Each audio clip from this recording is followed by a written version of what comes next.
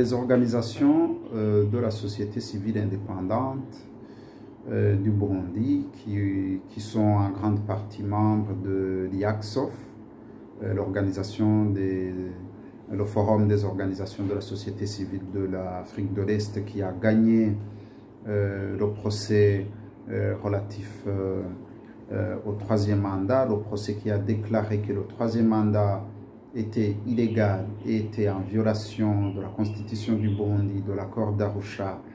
et du traité établissant la communauté est-africaine. Ces organisations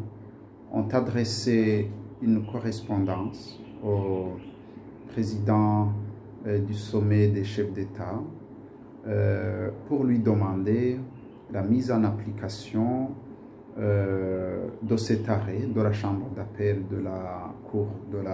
de justice de l'Afrique de l'Est, une mise en application qui est susceptible de ramener le Burundi sur les rails de la paix, de la concorde et de l'état de droit. Dans cette correspondance, on a essayé de revenir sur le contexte dans lequel le dossier a été fixé. On lui a expliqué notamment les principaux axes de mise en application de cet arrêt. Principalement, il y a lieu d'abord de rappeler que ce dossier rappelle et insiste sur le caractère fondamental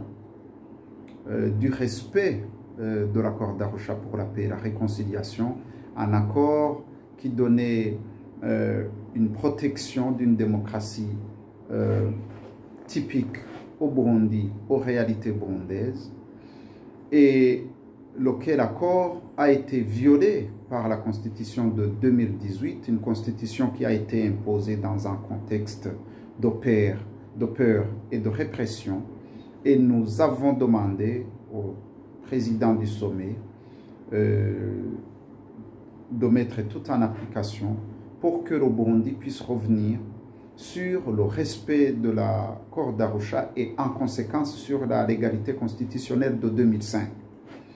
D'une certaine manière, par un dialogue,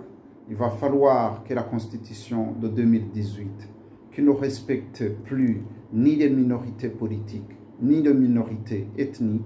soit abandonnée au profit de la Constitution de 2005, qui a été appuyée et consolidée par cet arrêt qui intervient en 2021, après que les institutions issues du forcing de 2015 aient balayé du revers de la main l'accord d'Arusha et la Constitution de 2005. Il faut donc qu'on revienne dans le giron de l'accord d'Arusha. Et c'est le premier axe de la mise en application de cet arrêt. Le deuxième axe, c'est comment réhabiliter les victimes du troisième mandat illégal, du moment que la communauté avait essayé d'organiser un dialogue entre les Burundais et que le CNDD avait boudé la table de négociation sous prétexte qu'il ne saurait négocier avec les putschistes. Maintenant que l'arrêt désigne le CNDD-FDD comme de véritables putschistes, il est grand temps que le CNDD-FDD revienne à la raison et s'asseye sur une même table de négociation avec les autres forces vives de la nation afin de discuter de la façon dont les réfugiés qui sont encore qui se comptent autour de 300 000 puissent revenir au bercail dans la dignité. Et il y a beaucoup de pots cassés qu'il faudra réparer. Il faut se souvenir des jugements politiques téléguidés qui ont été collés aux opposants de tout acabit. Il faut se rappeler des mandats d'arrêt internationaux qui ne sont exécutés par aucun pays parce que les accusations qui les sous-tendent ne relèvent que de l'imaginaire. Donc, il faut assainir le climat politique, ouvrir l'espace politique, permettre le rétablissement des libertés publiques. Vous savez que des médias ont été détruits, une centaine de journalistes sont toujours en exil, des avocats simplement parce qu'ils ont exercé leur profession ont été poussés à l'exil, une cinquantaine. Donc,